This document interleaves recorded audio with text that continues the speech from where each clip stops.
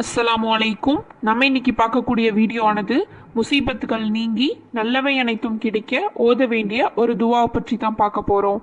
இந்த துவாவானது இப்னு மாஜாவில் 3846வது ஹதீஸில் இடம்பெற்றுள்ளது.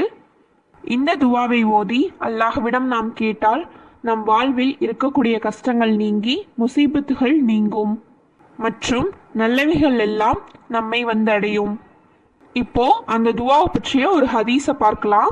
நூல் இப்னு மாஜாவில் இடம்பெற்றுள்ள ஹதீஸானது ஆயிஷா ரலியல்லாஹு அன்ஹா அவர்களுக்கு நபி ஸல்லல்லாஹு அலைஹி வஸல்லம் அவர்கள் கற்றுக் கொடுத்த துவா தான் இது.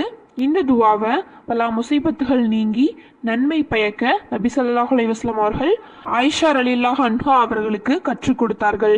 இப்போது அந்த துவா என்னன்னு பார்க்கலாம். அல்லாஹும்ம இன்னி அஷ்அலுக மினல் ஹைரி குல்லிஹி ஆசிலிஹி வாசிலிஹி மா அலிம்து மின்ஹு வமா லா ஆலம் வஅஊது பிக மின் ஷர்ரின் குல்லிஹி ஆசிலிஹி வாசிலிஹி மா அலிம்து மின்ஹு வமா லா ஆலம். இந்த துவாவின் பொருளானது யா அல்லாஹ், இந்த உலகத்திலும் மறுமை நாளிலும் நான் அறிந்து அறியாத நலவுகள் அதாவது நன்மைகள் அனைத்தும் நான் உன்னிடம் கேட்கிறேன். இம்மையிலும் மறுமையிலும் நான் அறிந்த அறியாவற்ற தீங்குகளில் இருந்தும் முசீபத்துகளில் இருந்தும் உன்னிடம் நான் பாதுகாவல் தேடுகிறேன். இதுவே இந்த துவாவின் பொருளாகும்.